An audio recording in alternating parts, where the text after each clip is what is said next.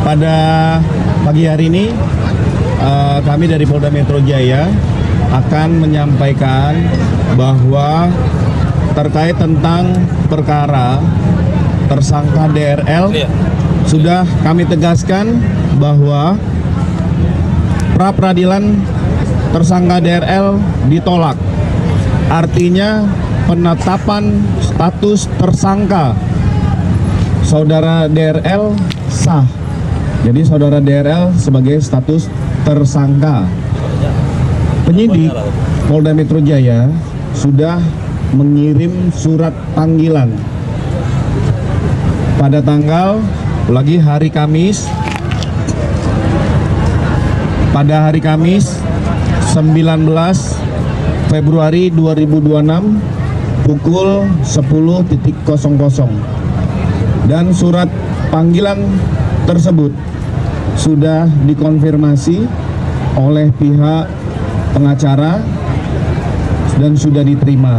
Kita tunggu hari Kamis depan pemeriksaan lanjutan saudara tersangka DRL. Perlu kami sampaikan dan tegaskan kepada seluruh masyarakat, dalam penanganan perkara apapun, apalagi tentang perkara tersangka DRL, penyidik Polda Metro Jaya sangat profesional, tidak terpengaruh dalam bentuk intervensi apapun, baik itu intervensi kekuasaan ataupun intervensi materi.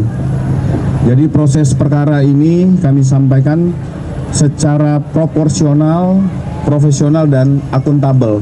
Kami akan mengupdate terus kepada rekan-rekan terkait tentang penanganan perkara tersangka DRL ataupun perkara lainnya yang ditangani oleh Polda Metro Jaya dan Polres jajaran. Terima kasih rekan-rekan sekalian.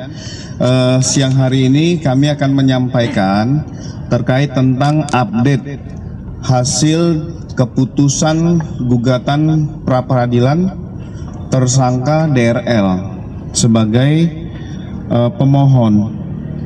Kami sampaikan bahwa hari ini Rabu 11 Februari 2026 sudah diputuskan dari gugatan tersebut bahwa ditolak. Ya, kami sampaikan gugatan pra peradilan dari tersangka DRL ditolak sepenuhnya. Karena apa? Termohon dalam hal ini penyidik sudah mengirimkan SPDP kepada kejaksaan, pelapor dan terlapor kurang dari 7 hari setelah diterbitkan SPDP. Artinya penyidikan sudah sesuai dengan peraturan yang berlaku. Yang kedua, materi pokok bukan kewenangan lembaga pra peradilan. Ini aspek formil. Pemberitahuan penetapan tersangka tidak melampaui waktu yang telah ditentukan. Artinya sesuai dengan waktu, deadline, sesuai dengan materi, sehingga tidak ada cacat hukum dalam proses penetapan tersangka.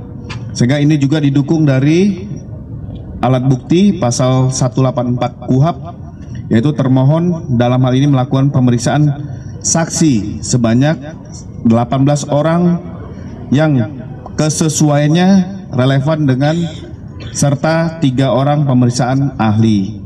Maka putusan sidang pra peradilan tersangka DRL dinyatakan ditolak sepenuhnya dan membebankan biaya perkara kepada pemohon.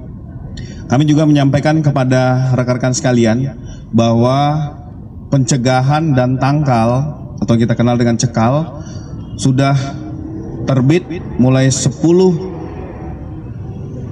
Februari 2026 sampai dengan 1 Maret 2026 untuk 20 hari ke depan.